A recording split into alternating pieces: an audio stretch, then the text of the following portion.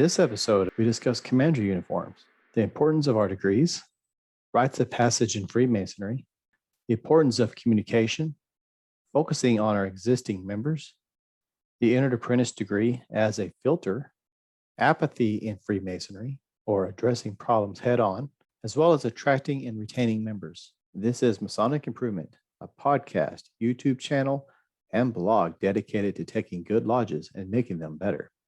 I'm your host, Justin Jones. First and foremost, I want to give a big shout out to brother Francisco Garcia, past master of Hidalgo 1036, for that masterpiece of introduction music that he composed for me.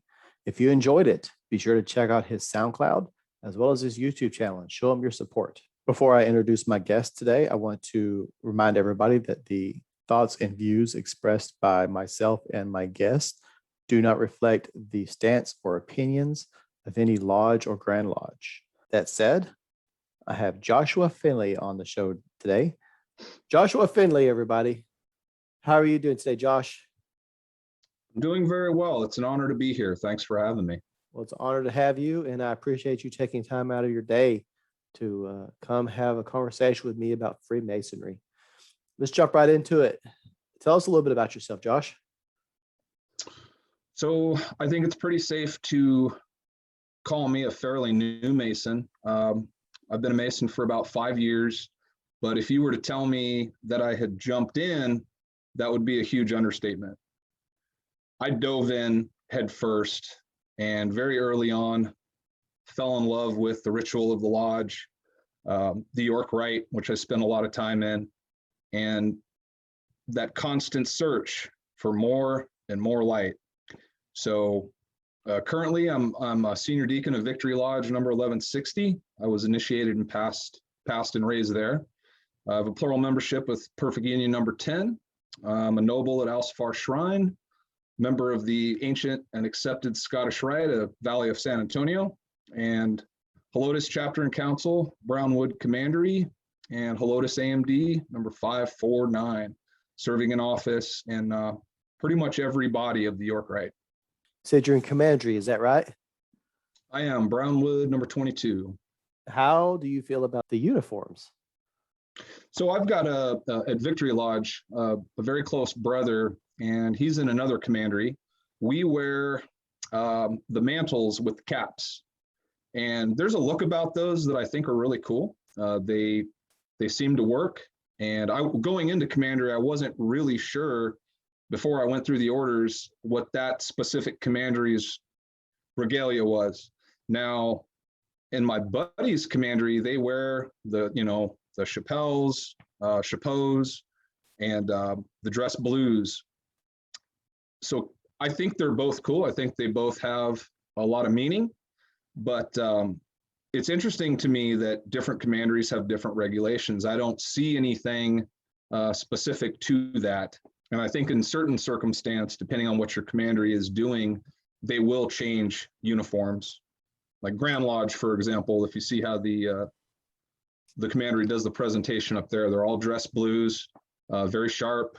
It almost feels to me that, granted, I'm in Commandry as well, but my experience with it has been somewhat limited to just a few Commandries. But the ones I have seen are struggling, and it just seems to me like if your Commandry is struggling and you have a harder time getting people to meet, you probably need to look at maybe what you're doing and change it. And I've just never been, and I know there's other people like that feel the same way, but I've never really been a huge fan of the chapeau uniform, the black and everything. And it was just kind of off-putting. But what I'm getting at, I suppose, is if a Commandry is dying, if it's losing members, you would think they would try something new, and it might be something as simple as changing up the uniform or something. But it's sad to see, because I think Commandry's, I think it's great. Don't get me wrong. And I think the Order of the Temple is probably the most beautiful degree I've ever seen in Freemasonry. I love the Order of the Temple, and I would hate to see that gone, or just put to the wayside. But for a Commandry just to stick to their guns all the way till they turn the charter, it's sad, because you you lose something out of the Masonic experience that you have to travel further to find. I would agree with you. Order of the Temple is an amazing order, amazing degree. I would say between that and the Royal Arch degree, those two would be the most profound to me. Someone asked me the other day, and it was one of those questions where they said, "What's your favorite degree from Blue Lodge and the appendant bodies?" And I said, I don't think I have a favorite degree. They're all my favorite, but they certainly have characteristics and components to them that are kind of my favorite part, if that makes sense. And yeah, the Order of the Temple, to me, it's a very vivid memory. Mm-hmm. And being excellent prelate of that commandery and serving that role, I had my work cut out for me. Every degree is there for a reason, particularly in Blue Lodge. And a lot of people really like the master's degree for reasons that are pretty obvious, I think, but they're all equally important. Yes. And personally, like I'm partial to the fellowcraft. I think it teaches a lot of the context, a lot of the content that is really important for us to grow. Well, and as far as Blue Lodge goes, going back to what I was saying about having a component that stands out to me, look at the EA degree, and probably the most profound thing to me about the EA degree is that candidate enters a mister and leaves a brother. Okay, if you look at the fellowcraft, the educational aspect of that degree makes it stand out. It's a lot of information very quickly, but if you do the lecture properly, the educational aspect of that should really affect the candidate. And of course, the master's degree is kind of the, I don't want to say reveal, but that is the most dramatic to me of the Blue Lodge degrees. I think Absolutely. why I like York Rites so much and I participate in it as much as I do is I find the lessons very closely intertwined and very familiar with the Blue Lodge. It's kind of, it's like, oh man, I got to take my shoes off again. I've done this before. I feel like, this is familiar, but yeah, that Royal Arch degree is phenomenal. Yes. If done well, it is very cool. And I have a lot of fun with the Mark Master degree as well. Yeah, that would have some fun parts. Part of the big sell for York Rat when I'm talking to Master Masons is that it's actually a continuation, really, of the Right. master's degree. And, like you said, and I think the people that are kind of esoterically minded or really just want to see kind of where it goes from there. It's very appealing to them. And I think if done right, everything in Freemasonry, if it's not done right, it loses the impact. But I think the chapter and council's degrees, if done right, they can be very impactful as well. Well, and we kind of forget that, those degrees are about the candidate. We are supposed to give him the most vivid experience to remember. And I was very fortunate when I received all of my degrees. I believe they were done correctly with passion. And to me, as the candidate going through those degrees, it said a lot about those who were conferring the degree. They worked really hard. And early on, that was kind of where my passion was headed. I said, I want to do that now. I'm inspired. I want to do the best I can to give that candidate the best experience possible. So I was very lucky. I remember my degrees very well. And I'm proud to say that my lodge and my chapter and council did a phenomenal job. That's awesome. I think something that we often forget, you point out it's the candidate's night. And yeah, we kind of let our ego get in the way sometimes. But back to the point that it being the candidate's night, which is also why I'm not in huge favor of doing at least the Blue Lodge degrees, just let that be one person's night. Don't do like 2 or 3 or something like that. But that's another conversation. What I wanted to really point out, the 3 primary degrees have the potential to create a huge impact on a person. But what they are at their core is these are rites of passage. Textbook definition of rites of passage. Sure. But the thing about a rite of passage is if you shortcut it, or if you don't take it seriously, or if it's not delivered properly, you're going to either have no impact at all, or even worse, you're going to totally turn someone off to any further progress because it's going to come across as a joke. Some lodges do; they treat it like something serious, and it should be. It should be a serious and solemn occasion. And others don't take it seriously, and it shows. And unfortunately, you don't retain people that way. Well, and I particularly take a lot of pride in doing the lectures properly. And, again, going back to my own experience, the brothers who did my lectures for me in the degrees inspired me. I was in awe of the way that they delivered those lectures. And I thought to myself, that's it. That's what I would like to do. I want to learn that. I want to give the same experience to a candidate. And I think that was a driving force for sure. The lectures, the degrees, even the questions and answers, each of these things by themselves, really, and taken in just context of the normal human experience, they're almost like a Herculean task. The amount of stuff that you actually memorize and then repeat, in some cases verbatim, flawlessly, it's mind-blowing, really. And you have some people that, they can confer the entire degree and to turn around and give the entire lecture. And I have seen before, as I'm sure you have, candidates sitting there, and I mean, here you go off into a 10-minute lecture off, from memory, and their jaws just drop. Right. It blows them away. And it's very satisfying, though. I have also learned some of the lectures, and I hear that you give a pretty good walking fellowcraft degree lecture. I've heard that from time to time.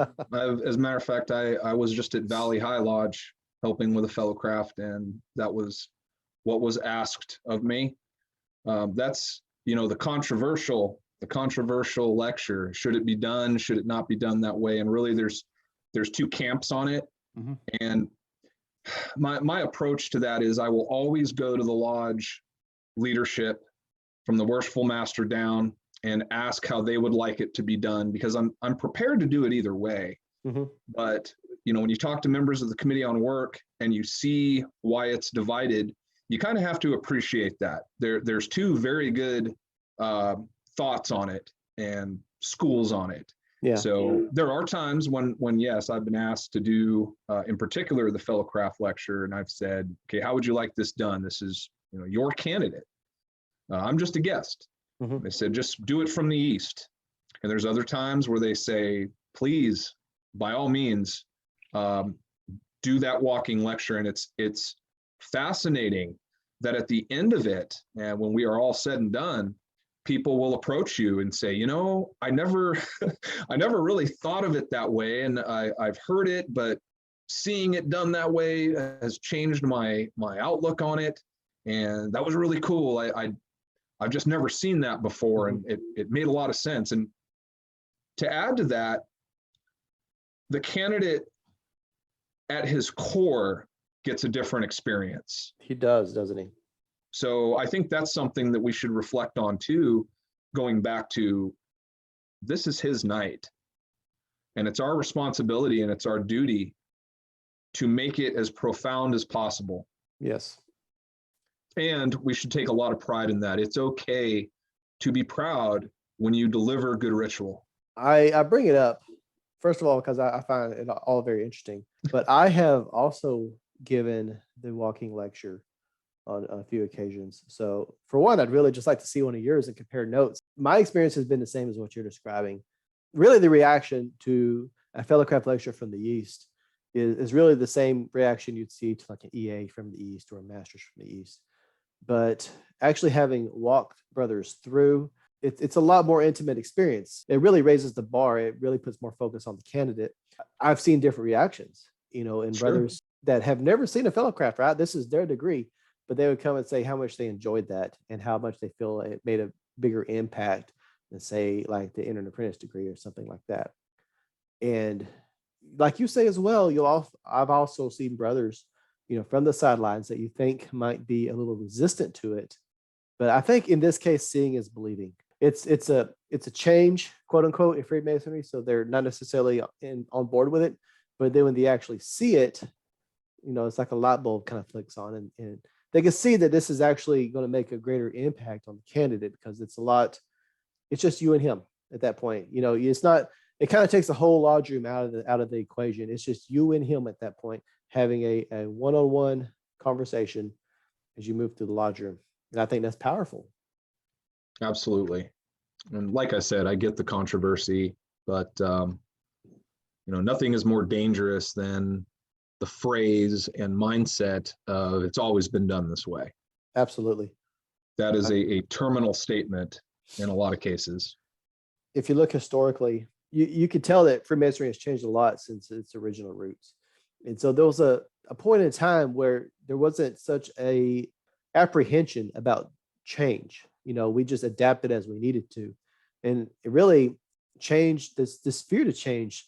Fear almost feels like one of those innovations we warn against, and that we're so resistant now because of really, one-off sentence in one of the degrees, that we're, we don't want to do anything innovative anymore. We don't want to do anything that adapts us. And it actually kind of puts us behind as far as how the times are and where things are going. Right. And I mean, the fundamentals are there, and the lessons are there, and the option of interpretation is there. I'm not suggesting we rewrite the rituals by any stretch, but looking at perhaps what other jurisdictions do, or feeding off of someone else's ideas in application to how you might conduct those degrees, or when to conduct those degrees, are things that I think need to be talked about. Yes, absolutely. And I'm also not suggesting anything drastic like changing the wording of the ritual or anything like that, but it's almost like a scientific approach. It's trial and error. You allow lodges the freedom to do a little bit of experimentation. And if it works, it works. And if it doesn't, well, then they shouldn't keep doing it. But we have to allow ourselves to have that freedom, because really we're at that point, and we have this conversation all the time. Why is Freemasonry in the state it is? Why are laws just shrinking? And you ask 10 people, you're going to get 10 answers. But really, at the end of the day, we're not trying anything new. I mean, small things here in pockets, but we're not allowing ourselves to have the flexibility to adapt. And really, a Fort Worth lodge is going to have a different situation than a Waco lodge. And so we have to have a certain degree of flexibility, in my opinion. Sure. So what really got you into the fraternity? I know we talked a little bit about it, but let's kind of take a deep dive.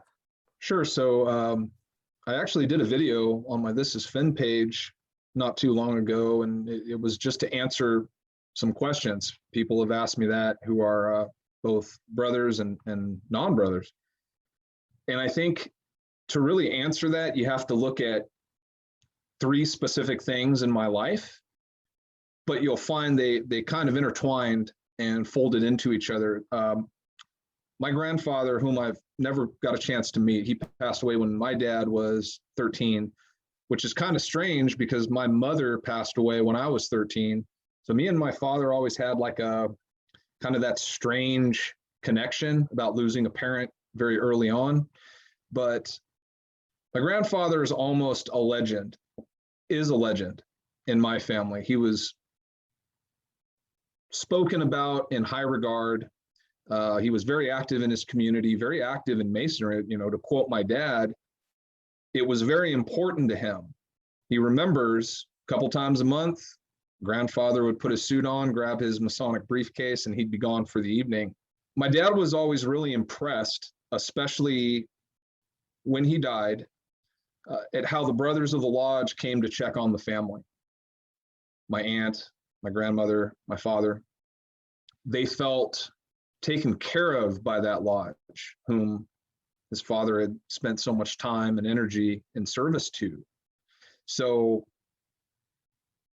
longing for a connection to my grandfather was one factor, because I'd heard about Masonry pretty much the entire time I was growing up. If we passed, for example, a Masonic lodge in town somewhere, my dad would always say, Dad did this and the lodge did, it would kind of cause him to reflect. So I always wanted a connection to my grandfather. As a matter of fact, it sounds strange when I tell this to some people, but the night I was initiated, when I got my EA degree, I remember it vividly. It was raining. It was cool out. It was dark. And when the degree was over, I had that light bulb go off in my head, and I thought, this is it. You know, we talk about, hey, great men have gone through what you're about to go through. You know, Washington, Mozart, Davy Crockett, they've all shared this experience.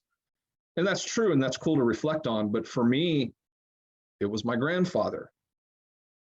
And I felt that connection almost immediately. I thought, this is it. This is that connection that I was looking for, and I found it. And the more I continued in the fraternity, the more I had that connection, so that we share something despite never getting a chance to meet in this life. So that's one reason. The other part of that is, there's something powerful. I'm sorry to interrupt you, but sure, there's something powerful about knowing that you had the same experience and took the same obligation, said the same words as someone dear to you that you never have met. very true. Yeah, it's very real, and I felt it for sure. Another part of joining was, you have to understand, as I got older, I was getting settled into my life. I was really genuinely happy about where I was professionally. Things were great at home. Things were great despite going through a semi-nasty divorce. I had, met another girl, and things were great, and life felt good. It felt right, like it was the right time to commit to something. But I started noticing that people I was building relationships with, professionally and personally, all had that common denominator. It was, to me, a sign. It wasn't just a coincidence, but I started to meet people that I held in very high regard, respected tremendously, and admired. It was something about the way they walked, they talked, how they treated me, how I observed them treat other people, and they were all Masons. It was just something that I noticed. And so finally I approached one of them and I said, hey, I wanted to talk to you about your ring. And he asked me something very, very cryptic that I didn't understand at the time, but now I understand. And I said, well, it's something I've really thought about doing. And he said, all right, I'm going to talk to our mutual friend, another brother. We're going to talk, and then I'll have him call you. And it was funny. A couple nights later, I get a phone call, and it's my other friend. And he says, we were talking, and it's about time you asked. And they seemed very happy that I was going that direction. And from there on, it was the process. The third and kind of last but not least part of that answer is, I suppose, going back to my life at the time. I think you have to be at a certain place in your life, a comfort level, if you will, to join Masonry and do it right. Since I was feeling that, I guess I longed for fraternal bond. I wanted to be part of something greater than myself. I wanted to give back. I realized I could. And if I had the power to do something noble, and certainly being around these other friends of mine and people I worked with that were Masons was inspirational. But unfortunately, I don't think that's very common anymore, but I definitely felt the drive. The more I sort of studied what Masonry was and the various aspects of Masonry, I went, you know what, that's it. That's the thing. That's what I want to do. And dove in. I mean, really dove in, and became, quite honestly, obsessed. I was obsessed with learning the work. I was obsessed with doing it well, performing the best I could, participating in ritual. And it's just been an absolutely phenomenal experience. I don't know where I would be without it today. And I know a lot of people say that, but I truly mean it. I don't know. I don't want to know where I'd be without it. I had to change so much to be who I am today. And Freemasonry is what put me on that track. And a lot of that was just learning to work, getting comfortable standing up in front of people and talking and things like that. And so that really can't be stressed enough about what a personal journey that puts you on once you start, deep diving, be it, working on the ritual, doing education, going through the chairs. These all put you outside of your comfort zone and make you a better person. Well, I've heard it described this way too, and I kind of like this. It's if you have a moral compass, Masonry is the map, and that really, strikes home with me. Yeah, that's beautiful. I mean, honestly, the memorization and ritual work is one aspect of it. It's unfortunately, I think one of our weaknesses is I think we put a lot of emphasis on here, memorize this and recite it, as opposed to let's explain what that means, right? Let's actually dive into what that means and what is the value, what is the lesson, and how do you apply that to your life. But Yeah. That's sort of the way that I've tried to look at it, is in two aspects. Learning it is great, performing it is great, but what does it mean? Why are we doing it? How do I take those lessons as an application to everyday life? And like I said, it's been an amazing journey. I have had a really good time, and it's changed me tremendously. Unfortunately, we do what you're describing too often, particularly when we're doing the questions and answers, the catechisms or whatever you want to call Right. them. We just skim right through them. At that point, it's just about memorization. It's not about integrating it into yourself. And that really defeats the whole purpose of the entirety of the degree. There's a reason we're supposed to learn these things. And there's a process behind it. If you're the same guy you are when you take the master's degree as you were when you take the EA, something's lost along the way. We've done that candidate a disservice. Yeah, absolutely. I was very fortunate when I was coming up through the degrees to have instructors and mentors who took the time to explain to me what I was actually learning. Hey, you've got this down, right? And you've learned this kind of strange language in a way. Have you ever thought about what this actually means? Do you remember this? And I think if Freemasonry is going to survive, and I believe it will, I think we're going to be just fine. But a way we can help guarantee that is explaining to that candidate the power of what those lessons are. This wasn't just a play. This wasn't just a bunch of brothers reciting stuff or telling you to learn something. There's power in them and tools. And I can just tell you from my own experience, that was very powerful to me. I love it. How did the reality of Freemasonry compare with your expectations? You said you did quite a bit of research before you went in. Is that right? I did, mainly because of my grandfather, like I was saying. I heard Brother West say it, and he's absolutely right. You can have these expectations. You can build something up in your mind, but you're just never going to understand until you do it. Practically speaking, I mean, my expectations were exceeded tremendously. I fell in love and realized there was something very meaningful about the time that I became a Mason and where I thought it was going to take me. But like anything else, you can read all the books and watch all the documentaries and do all the homework you want, but it is impossible to convey what we know to someone who hasn't done it. And that in itself is one of the marvels of Masonry. I think that's the real mystery right there. A secret can be conveyed. I mean, the secrets are out there, right? You can Google it. The secrets are there. But a mystery, that's a lesson that there's just no words for.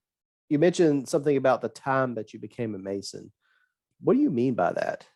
I was in my 30s when I joined, and again, I was going through the process of a divorce, kind of relocating. Work was good.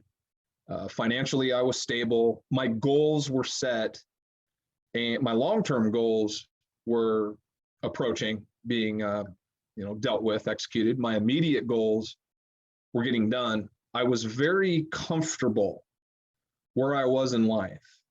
And up until that point, honestly, in some ways, I think I was really lost, not being happy in a marriage, being kind of lonely. At the same time, creating relationships through my profession, building those relationships, those things were going on and they were very real to me. But I truly believe that some brothers join when they shouldn't, and other brothers join when they should have earlier. I mean, I've seen, 22-year-olds initiated. I've seen 62-year-olds initiated. I think it's really up to the individual and how he is established in his life. I mean, again, I was, 38, 39 when I was initiated. I regret that I wasn't thinking about it at 28 or 22, but when I reflect on my life and all the places I've gone and all the things I've done and the other journeys I've taken, I honestly believe that I joined at the appropriate time for me. And that gives me a lot of peace, knowing that I did the right thing at the right time. And I can look myself in the mirror and honestly say that. Yeah, it definitely sounds like it was the right time for you, given all the zeal you jumped into the fraternity with and all the good that I hear you're doing down there. Well, and I'm kind of a hypocrite. I did what I tell newly raised masters not to do. The day someone is raised, we all know there's going to be a little bit of solicitation, maybe brothers approaching him, saying, "Hey, you know anything about the shrine? Hey, you know anything about Scottish Rite Masonry?" And that's okay. I waited a little bit. The first body I joined was the Scottish Rite. Had a great time. I love what they do. I love what they represent. We have leadership right now in the San Antonio Valley that I believe are geniuses. I mean, these guys are insanely great at what they're teaching and how they're teaching it. The continued education classes they have are phenomenal. And I think it's in good hands. It wasn't long after that I went through the chapter and council and then eventually the Commandry.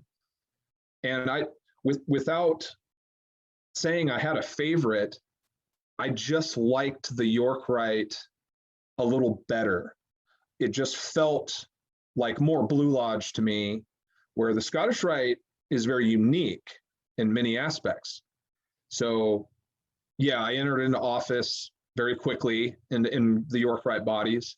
Later was invited into the AMD, which is one of my favorite things in the world. The AMD Council is amazing, but it's kind of hard to explain to brothers who are not members or companions that are not members. I find when I try, I'm usually passing the ball to somebody else and saying, "Hey, you explain how this works," because there's so much involved. I kind of chalk it up to, don't come to us and ask to join. We will select people who we believe are worthy of being on this council. You have to go above and beyond to even get recognized. And even if you're recognized, that doesn't necessarily guarantee you membership. So it's not elitist. It's not secular.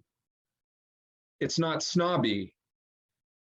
It is made up, at least my council is made up of the greatest hits of the York Rite.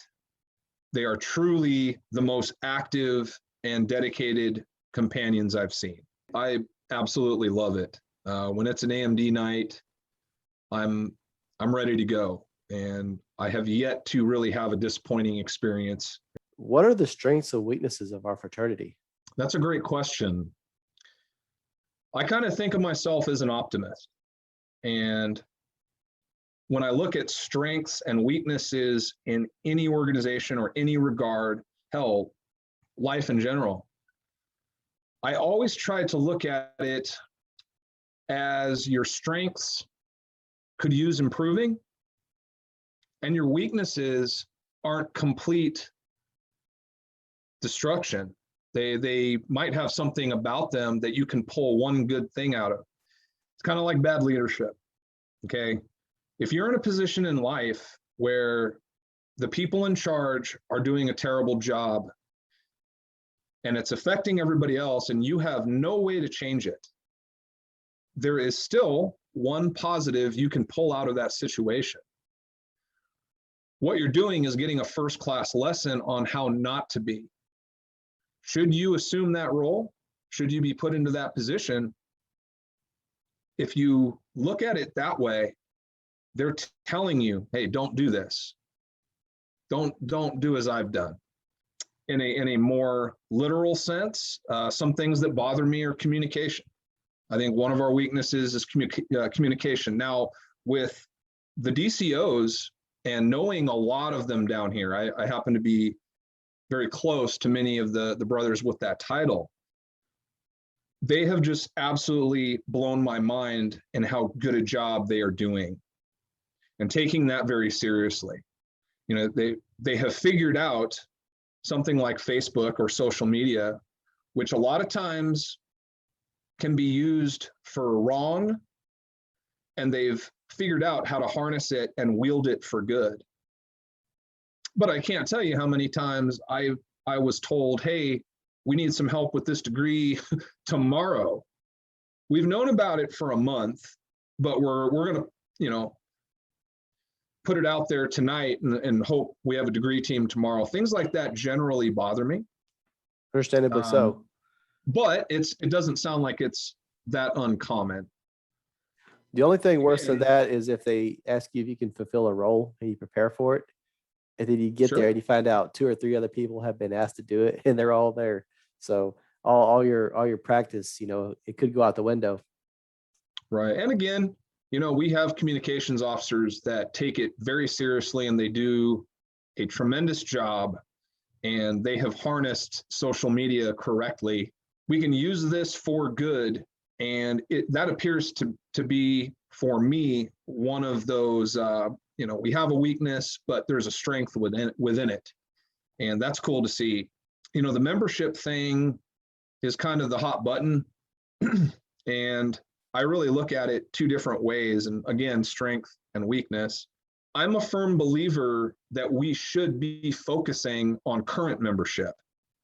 If you've got 200 dues paying members of your lodge and past masters and endowed members, whatever the case is, can you imagine if they all showed up?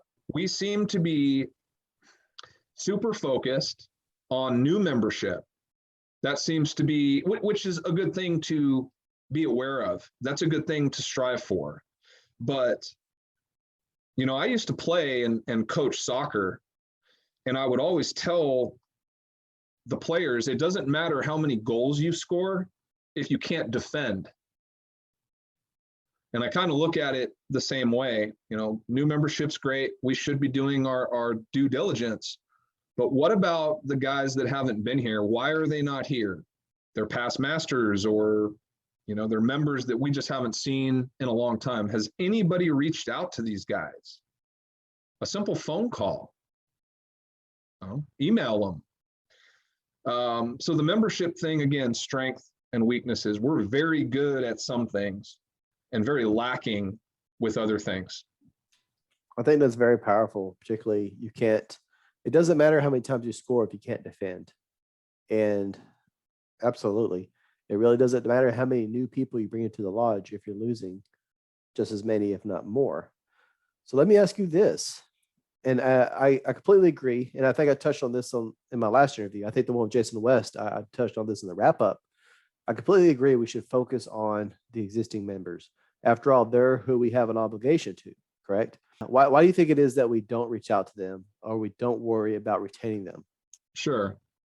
I think there's a sense of perhaps that individual has made up their mind. Perhaps it's, well, if he could be here, he would be here. I think there's a lack of, in a lot of ways, validation and a little bit of apprehension. Like, hey, Justin's not showing up to meetings. He probably has a reason. Should I call him and bother him about it? I mean, it is a volunteer organization. That's one of the great things about it, is we're there because we want to be. We're not giving things away, right? You have to earn everything in Masonry through work. And while that's part of the beauty of it, I think it's kind of strange to see that happening as frequently as it does. I think a lot gets lost in the sauce. I know like Helotes Lodge has a "have you seen them" list, where they'll put the brother's name and phone number and allow people to reach out to them. And I think either they're kind of under the assumption that people are reaching out and that brother, companion, whatever, has something going on that prohibits them from attending, and they just sort of leave it alone. It's hard to explain, but I think that's part of it. I don't think it's disgust. I don't think it's burning bridges or perhaps wronging those brothers. I think they just have their own reasons, probably personal. Someone made a great point the other day about our elderly brothers, right? Well, they get to a point where, like, I know my father can't see very well, so he doesn't drive at night. Most of our lodges meet at night. If it's a physical issue and they don't even drive, who's going to pick them up and bring them to lodge? It could be that benign, but at the same time, I think it's just the presumption that if they wanted to be there, they would be there, and that's where we're wrong. I would like to hear it from the horse's mouth. Say, hey, buddy, you haven't been to lodge in, a year. Did something happen? Or perhaps we knew something happened, but now we're just waiting for you to get back to us, and no one's really following up. On that note, I do make a valiant effort to do that within my lodges. We keep a very clear list of who hasn't been there, who hasn't been showing up and attending. And I see it as two different lists.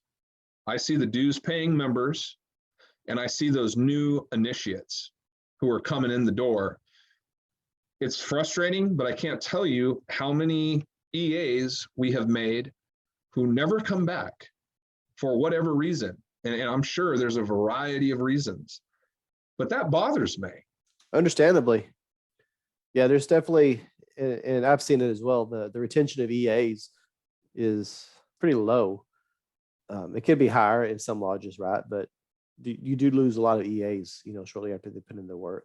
I've heard some weird numbers. I saw something on one of the Facebook groups that said like 30-something% of EAs will make it to Master Mason or something like that. It's a pretty shocking number, and I can't validate that. But I've also seen many times, and I think it's true, I am a believer, the EA degree is another filter, right? Like if he gets past the petition, if he gets past the committee, if he gets past the ballot, now he's presented after that degree with, we expect something from you. This is an organization where you have to earn your way through it. If you thought you were paying some money and here's some pens and here's some rings and go out and do good things, you were wrong.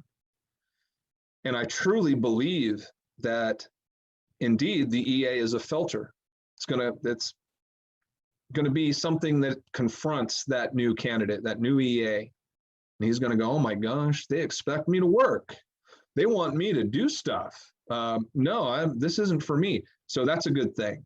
That was actually going to be my next question, because I've heard that as well. And it's when you look at the content of the EA without going into a huge, we don't want to go into detail, obviously. You can't move forward until you kind of let go of what's holding you down right now. And I really feel as though that's a huge purpose for the Entered Apprentice degree, is first of all to prepare you for further degrees, but also to serve as that filter. It's you talk about Herculean memorization. The Entered Apprentice, Sure. I mean, to us, it probably doesn't seem like it because we've been doing it for so long, but it's a lot. And especially when you compare it to the other degrees, which don't have as much memorization. The Entered Apprentice is a pretty steep cliff you have to overcome to really progress. It definitely challenges your desire to be there at times. It definitely is one of those things that make you stop and think, like, wow, this is a lot of work. But I know in my case, like I said, I was obsessed. I approach it as I can do this. I want to do this. I'm going to do this. And yeah, nothing was like it. I think the only thing that to me was was ultimately harder was the prelate's position and order of the temple. I had, I think, like 2 months to learn and memorize that position. And the commander at the time said, do you think you can do this? And I kind of went, sure, yeah, I like a challenge, and took it on. But I'm glad I did. And I remember as I was learning the prelate position, I remember thinking, yeah, I don't think I've had to do something like this since my EA degree. But if I was able to do that, I have the confidence that I can do whatever they throw at me. You eat an elephant one bite at a time. Absolutely. And what I tell my EAs and the newer brothers that are struggling with their work, quality over quantity. Learn what you're learning well. Take your time. Learn it well. You will be that much more confident. And if I could do it, anybody could do it. I'm nothing special. So it's something I try to pass on and say, hey, it's all about mindset. It's all about mindset. It's a conscious decision that you have to make. And it's amazing that you will prove to yourself through your mind that you can do more than you thought was possible. Absolutely. There's another saying that it's a marathon and not a race. And this is why, this is one of the reasons I'm not such a huge fan of people going through degrees on the same night. And you have probably seen this as well. If you have like 200 apprentices and they get the degrees on the same night, and so you're sitting down with them and you're trying to teach them the work, and the other guy, he's just learning it, boom, boom, boom, and the other guy's struggling. It's human nature. He's going to compare himself to this other person, and he's going to feel as though maybe he's not worthy, or maybe he's being judged because he's not moving as quickly. And we kind of shoot ourselves in the foot. But we really have to emphasize, at the end of the day, this guy that memorized it all within a month versus a guy that took 3 months, they're still equal brothers at the end of the day. You don't get there's not a trophy or a pin or like a lapel pin you get for memorizing it under 30 days or something. Well, and I mean, that's why I have always said Masonry will be fine. We will always be there. We are an idea, we're a principle, we're a set of values, we're morality. And I was talking to someone the other day about, are we in decline? Are we getting members back? It was kind of one of those dialogues. And I said, I don't think there exists a better institution when it comes to tolerance, right? Like, you have men from different backgrounds, different neighborhoods, different professions, different political views, different beliefs, and social beliefs, who found out that we can actually sit in a room together, confront the problems that we need to confront together, and come up with a mutual goal. I don't know anything that teaches that much tolerance. And when you can't find it somewhere else, that is one of the reasons that we will never go away. If we could just teach that to others and explain that to others, we will be fine. And of course, I've often said Masonry is a very personal journey, but I get to go on that journey with others. There's truly no other organization where you could take two men that morning may have been shooting at each other and put them in a lodge room and that has to be disregarded, right? Like we may not agree, we may outside this lodge be enemies, but in here we're brothers. There's no other organization like that. Right. And you don't, and granted, we're talking historically, you don't see that necessarily today, but you do hear stories historically of like battlefield situations where not only that, but they would, confer Masonic funerals on one another and things like that. You just tell me another organization. There's not one. There's nothing like Freemasonry. Period. Right. And when we convey that to others, again, that philosophy and that principle, it's impossible to extinguish that. So you kind of touched on this, so let's go ahead and jump into it. Where do you see our current course taking us within the next 10, 20, or 30 years? I believe we're going through a refinement. I believe the argument that is out there is, oh, we're declining. No, we're on the upswing. I think it really depends on where you are. And I have seen lodges, I have visited lodges that need a lot of work. And I'm not just talking about material work. They need a lot of work in general with their members, whether it's showing up or doing good ritual. However, I also have a habit of comparing everything to my home lodge. I mean, we are in a position now where we have more petitions than we can get committees on.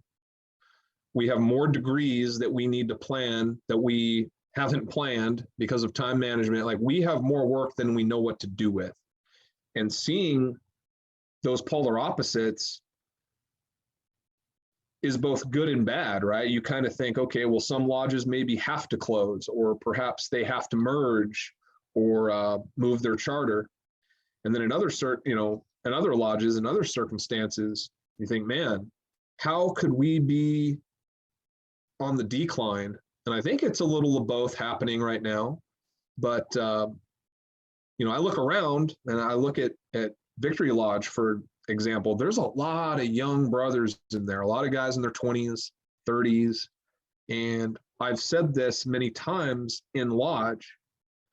I look at these guys and I think that heart, that passion, that drive, that same desire to be there that I have as a 40-something-year-old. If we can continue this, right? If we can stay on that course, we're going to be just fine. I think we have to, going back to earlier, I think we have to harness technology. We can't be afraid of technology.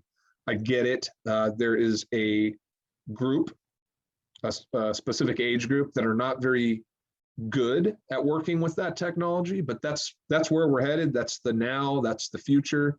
Masonry needs to get a hold of that, and they're doing a actually really good job of utilizing certain things like social media. I agree 100%. Let me ask this as a follow-up question.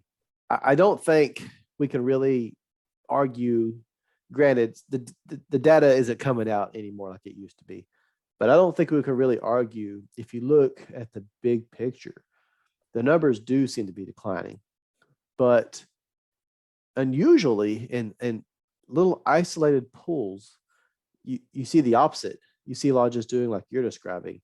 They actually seem to be thriving. In fact, if a lodge is doing as well as you're talking about, historically, they'd probably be looking at actually splitting.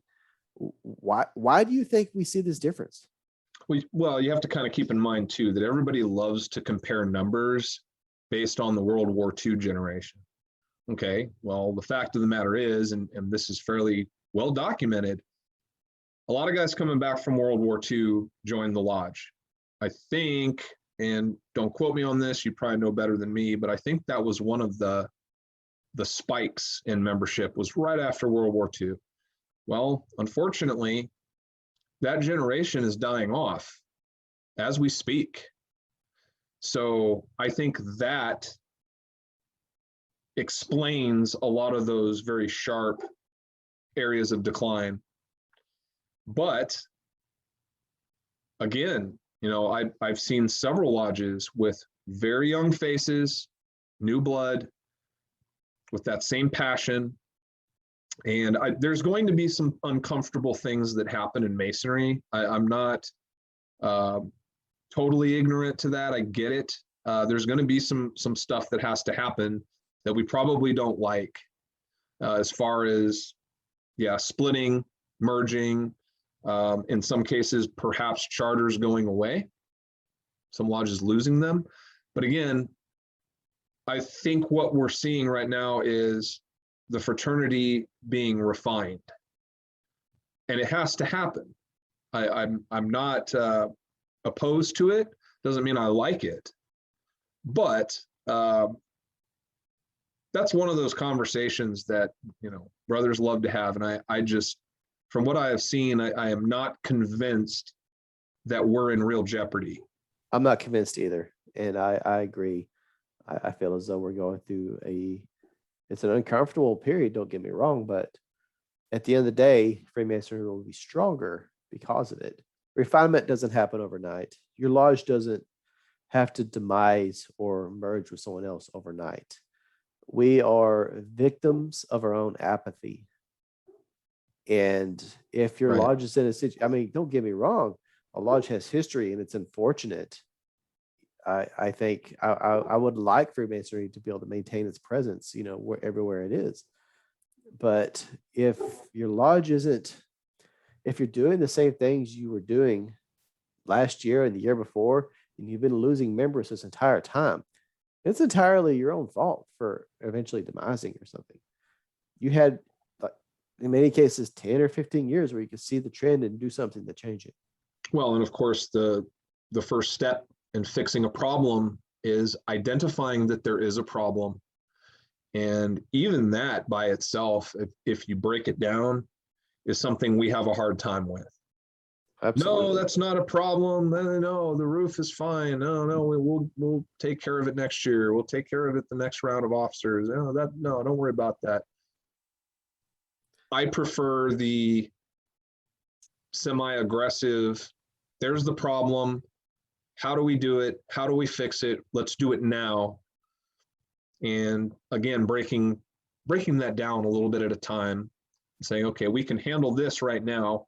Let's plan to handle this later. Just saying that there's a problem. That is one of my biggest gripes, is it's okay to be imperfect. Yeah. It's okay to have issues. It's okay to have those problems. As long as you know they're there and you have the people involved who are willing to attack the problem. Let me put it this way. I have 2 young boys, and obviously it's their decision at one time. But of course, I would love nothing more than to see them join the fraternity. What I would really hate to see is them inheriting cans that have been kicked down the road for 10, 20, Sure. 30 years. And I'm totally on board with what you're saying. If you see the problem, fix it now. And it might be an uncomfortable conversation. We had a very uncomfortable conversation about dues at my lodge back in December. And I'm going to be bringing up endowments next month. And it's probably going to be an uncomfortable conversation. But we owe it to ourselves and future generations. Because really what we're doing, if we kick the can down the road, we're making the fraternity so dysfunctional and unappealing. Who's going to want to join it? Right. I do want to give a little shout out to Chris Pistorio and Jason West for their Masonic funeral team and the effort they're making to improve that. I mean, that was on a personal level, something that affected me a lot, was hearing a story about a brother somewhere up in North Texas.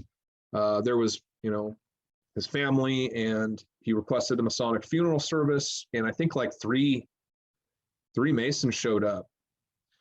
I mean, what does that say to the family when here's a guy who put in all that time and energy and dedication to an organization where a couple of people, have shown up? That's really embarrassing for me. So I give a lot of credit to the guys involved in the funeral stuff right now, because that's something I've always seen as one of our weaknesses. There have been those who before that really tried to take care of it, and I'm not taking away from them at all. They did an amazing job. But I recently attended Jody Sargent's funeral service, and he's a very well-known brother down here in the San Antonio area. I loved him dearly, and based on the service that was conducted, it was clear, you know, he was loved by a lot of brothers. There were so many white aprons at his service, we almost couldn't fit on the sides of the chapel, you know, when we went up to the casket. And you could hear family members and people in the audience in awe.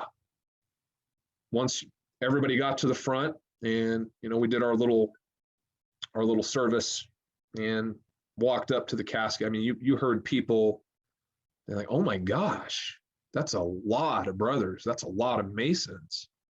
But what do you think makes the most impact? 100 brothers or 3 guys? And this is the last service we can offer to a brother.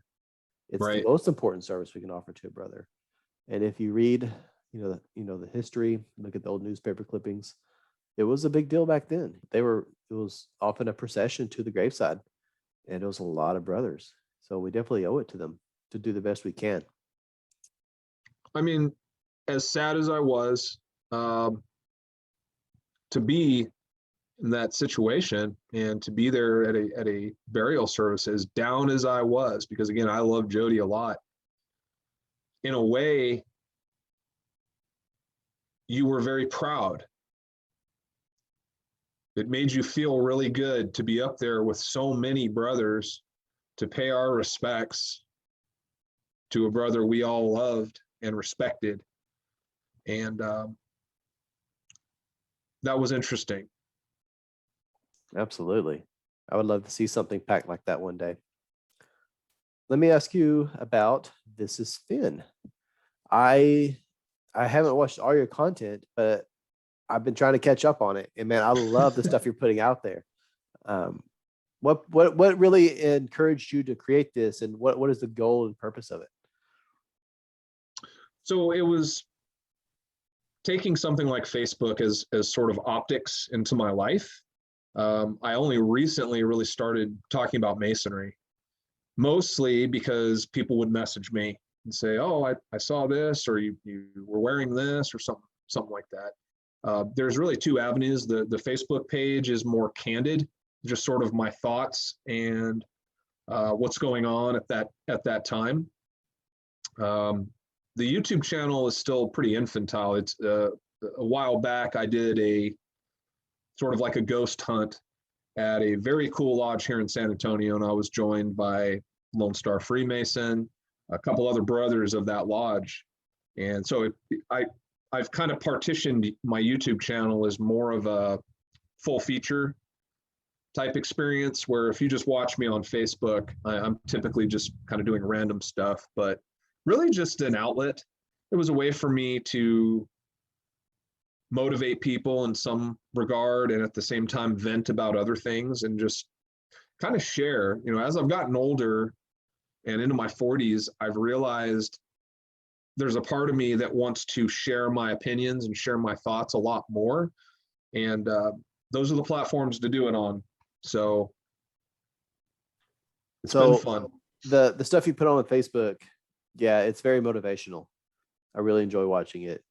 The YouTube, you sent me a video like 2 days ago with what's that, Natty? What's it called? Nat Washer. Nat Washer. Nat Washer Lodge. Nat Washer. And that was really cool. I enjoy stuff like that. So we're gonna go off on a little bit of tangent, if that's okay with you. Not wholly Masonic, but this is something that's interesting to me. So Sure. how many ghost hunts have you done? How many ghost hunts? That was probably the 3rd time that I've been to a quote haunted location. And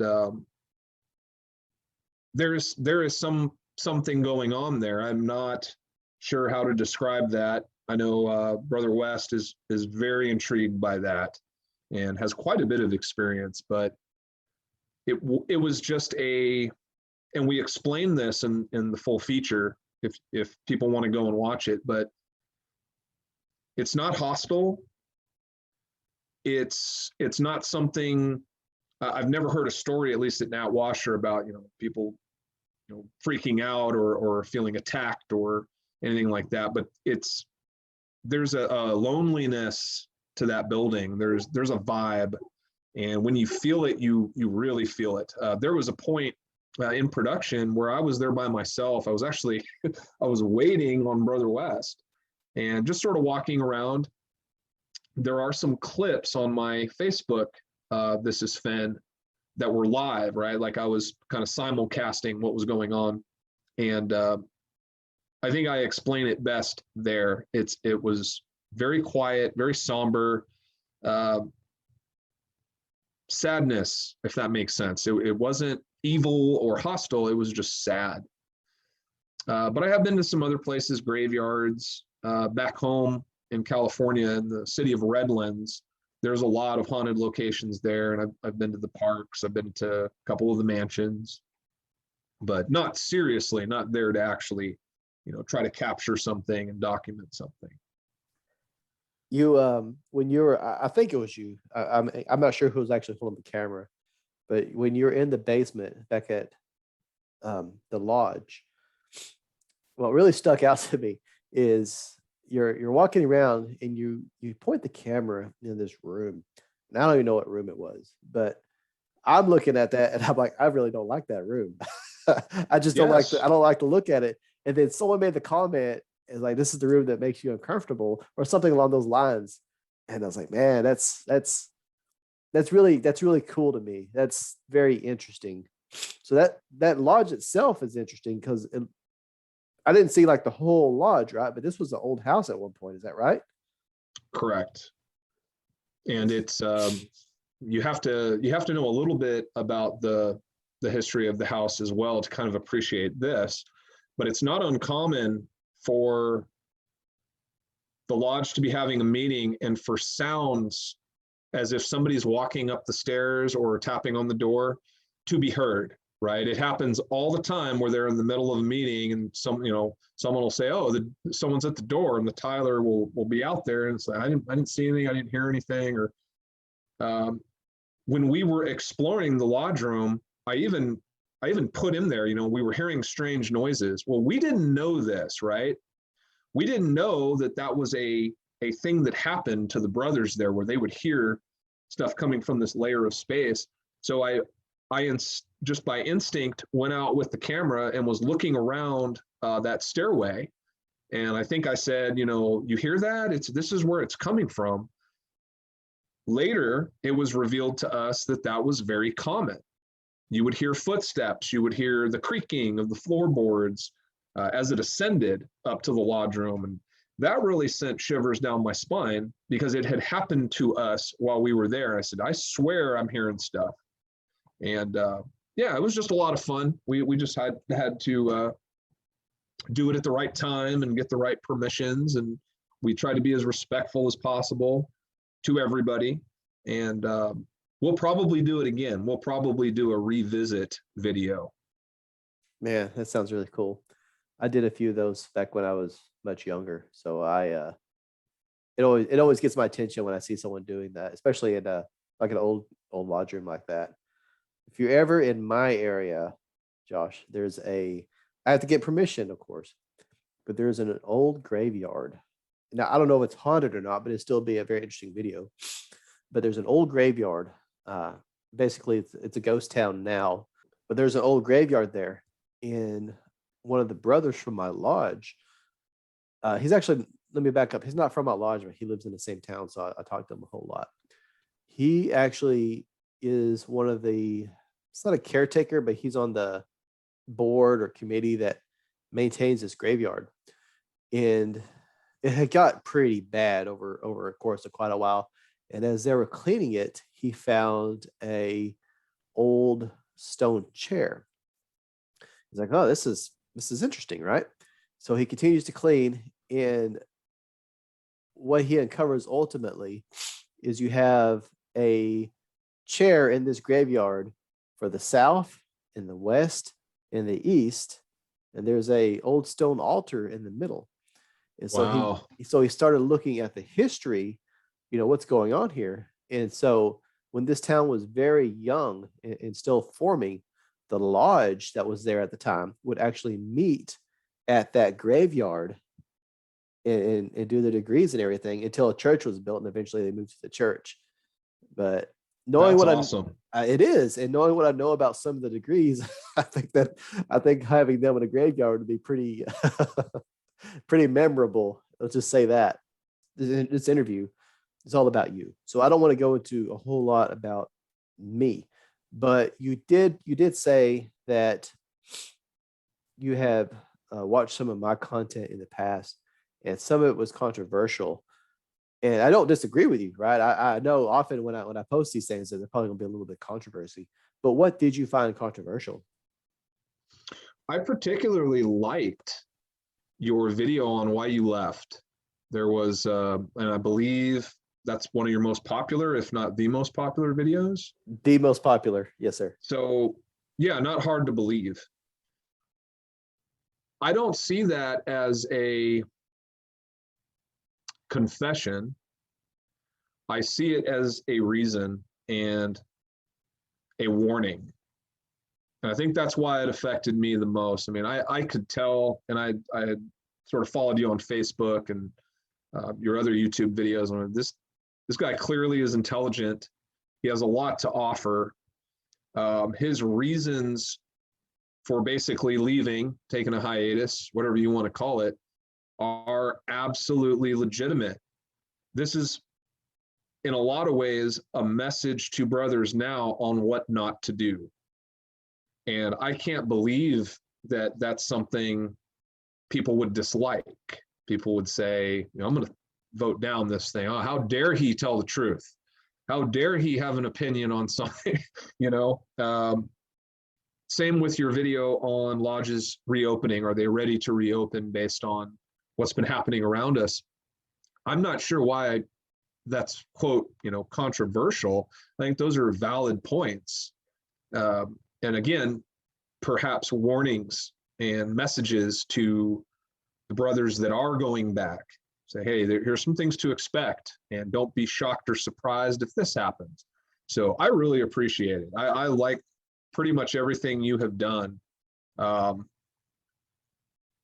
I have used that. I've used that as examples. And I've told other brothers that I know have left. Say, hey, you're not alone. And these are valid reasons to be disappointed, upset, driven away. But how do we get you back? What is it going to take for you to come back? I have one very close brother that hasn't been to lodge in years. And I've never got the full story. I don't want to press the issue. He's one of the best Masons you could ever find and hasn't been to lodge in years. That make sense? Yes, it The way does. he walks, the way he talks, the way he treats people, he's in good standing in all of the normal things. It's not like he demitted or just stopped paying dues. He is current. He is active and in good standing. But he had an experience in his home lodge that convinced him, you know, I guess burned. I guess he felt sort of burned and wronged. But I won't get too into that. He will tell me the details of what have happened or what has happened when he is ready to, and I don't want to pry it from him. Yes. Yes. I will say that I was really surprised when because the first video you described, you know, why I left Freemasonry, that was like one of my earliest videos. And at the time, I mean, I still, to an extent, I just create content. I feel as though I grow by reaching out to you brothers and having these conversations, but I also want to share it with others. And when I created that video, I remember it was really it was more for me than anything else. I just felt like I needed to get that out there. And of course, like you say, it's a controversial video and it's on YouTube. So you get all kinds of people, right? But what really surprised me was the amount of brothers that either would reach out to me, you know, they find my Facebook page or reach out or leave a comment. And I learned very quickly that my experience was not isolated. This happens often.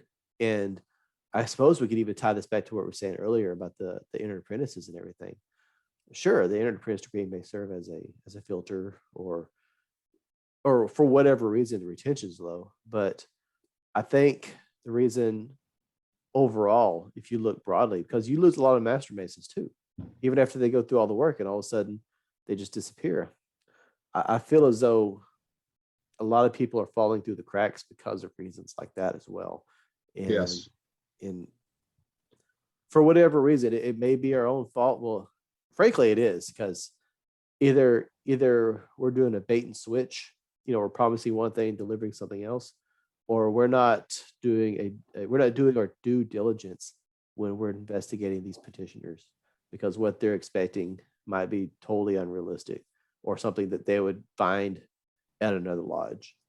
And we have to let go of our ego enough to understand what our lodge is about. And if someone's looking for something, if someone really wants to do fundraising and they just really want to be a Mason, there may be another lodge that does that very well. Or if they really want like this deep experience, there's probably another lodge that does that really well. We have to be honest with ourselves and know what we deliver and what everyone else delivers, because what might cause us to lose a brother at this lodge may be exactly what he's looking for over there. Yeah, very well said. I agree 100%. And bouncing off what I was saying earlier about two different conversations, I think EA is not coming back versus dues paying members not coming back are two different problems. They may share a lot of similarities. It may be promises unmet, expectations not met. There's a lot of ways to quantify why they aren't being there at the end of the day. But again, the hardest part of that is just admitting there's a problem.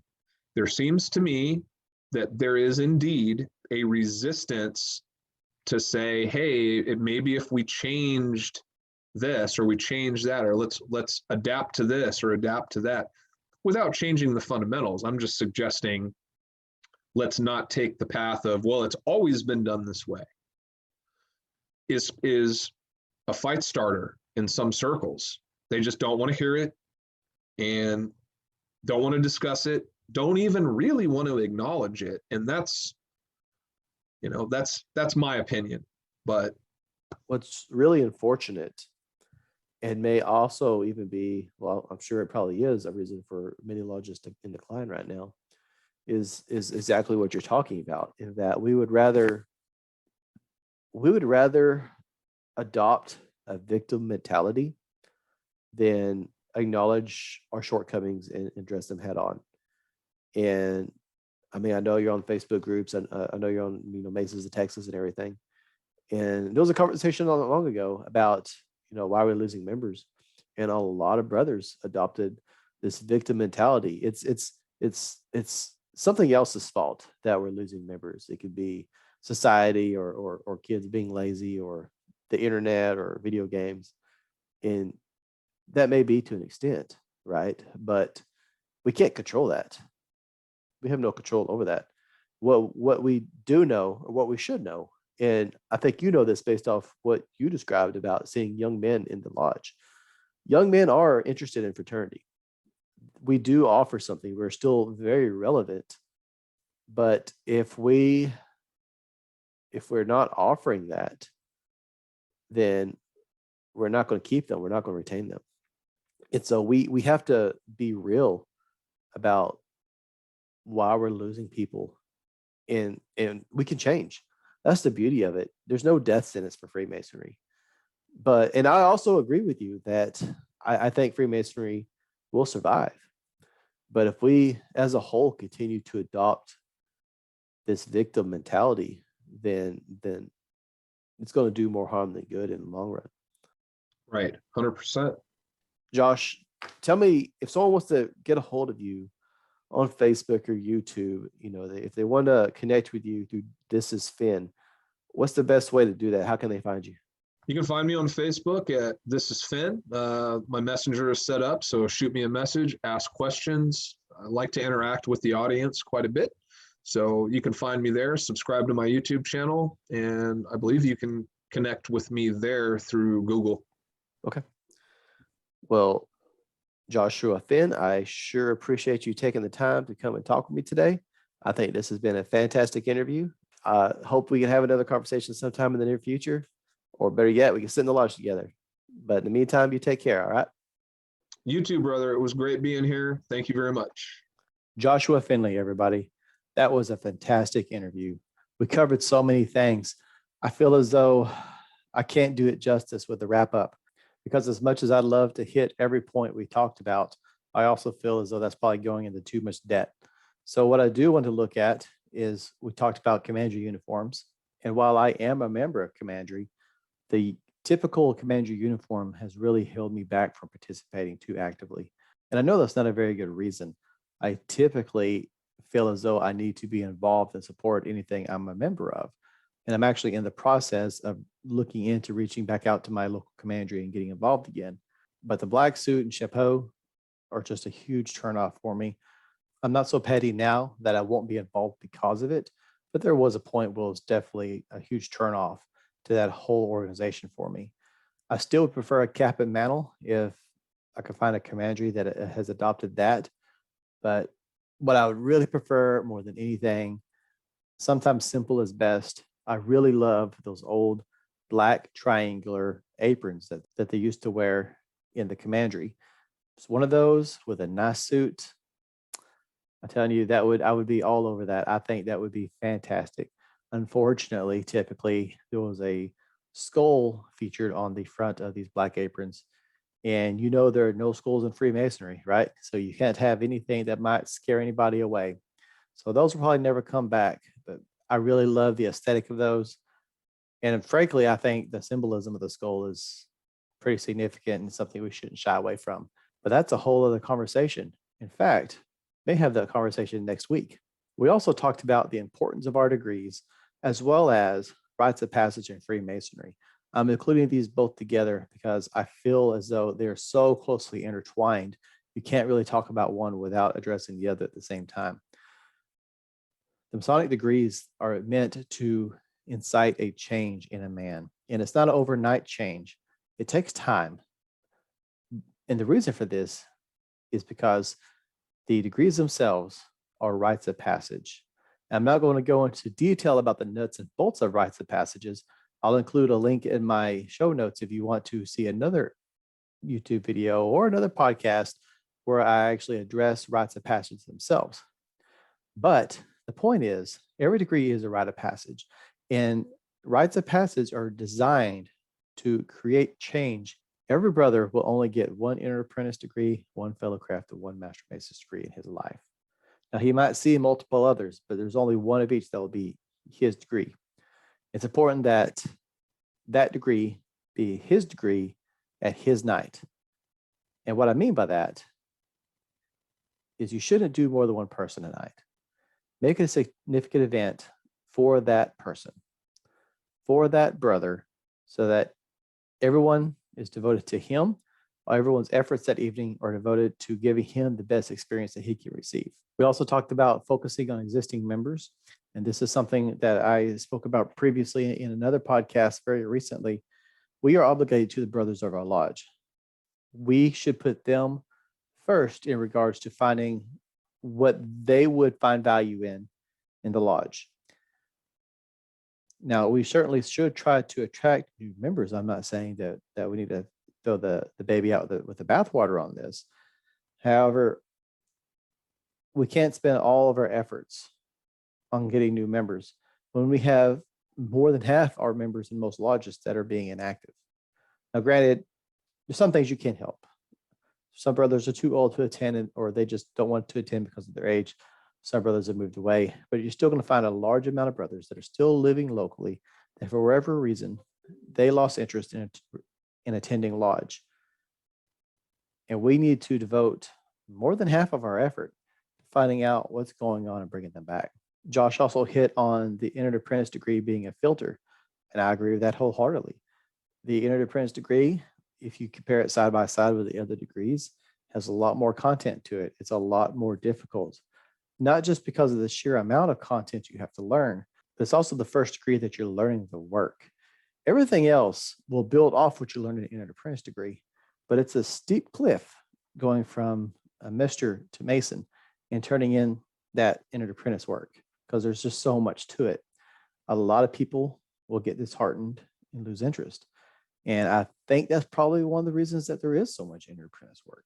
We also talked about apathy and Freemasonry and addressing problems head on. There's no nice way to say it, so I'll just be frank with everybody. Every lodge currently has problems, big or small. There are problems. There's no perfect lodge. Every lodge has some problems. 95% of those problems are the result of older generations. And I'm not pointing fingers at anybody. It could be, I'm talking brothers for that probably been long past, but they kicked the can down the road. They didn't either think it was serious or they thought that someone else could handle it a few years later. And it just continuously gets kicked down the road. It's passed on from generation to generation. I don't want my children, because I hope that they'll become Masons. I don't want them to inherit the problems that my generation could have addressed. Because every generation that inherits a problem, it is a worse problem than it was for the previous generation. It's only going to grow in significance. Things will only get worse. When we turn a blind eye to issues now, even if they're small, when you look back at them later, they're much bigger and much more problematic and more difficult to fix.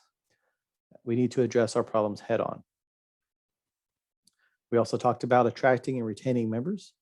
And I think if we go back to the idea of making every event special, that will have a huge impact on both attraction and retention. We talk about taking good men and making them better, but then when we actually get into the quarries to do work, it's just business meetings. Our stated meetings need to be special. And even if you can't find a special guest speaker or a good presentation for every meeting, every other meeting would be good. As often as you can. There needs to be good food. We need to set the proper atmosphere for our meetings, both stated and called, particularly when it comes to our degrees. This also goes back to what I said about making our degrees special. Make degrees special for the candidates. Make it a worthwhile experience to go see, even if you have already seen 100 Entered Apprentice degrees or 100 Master Mason degrees. Make it worthwhile. Give brothers a reason to come visit your lodge to see how you do things. We've all seen lodges that do excellent work, and we've all been to degrees that we would love to come and watch another degree at that lodge. What made that special, and why can't you implement it at your lodge? Just some food for thought. Finally, and you all know it's coming, if you enjoyed this content or anything else that I posted, be it this podcast, YouTube channel, or my blog, please check out my Patreon or consider buying me a coffee at the links below, again, in the show notes. Every dollar contributed to Masonic Improvement will allow me to raise the bar in some way. And I believe in quality, as you can tell if you've been listening to me for a while. So anything that helps me increase the quality of my podcast or my YouTube channels or the blog posts that I write will be very much appreciated. I'll see you guys next week. Thank you again for watching or listening, and you take care.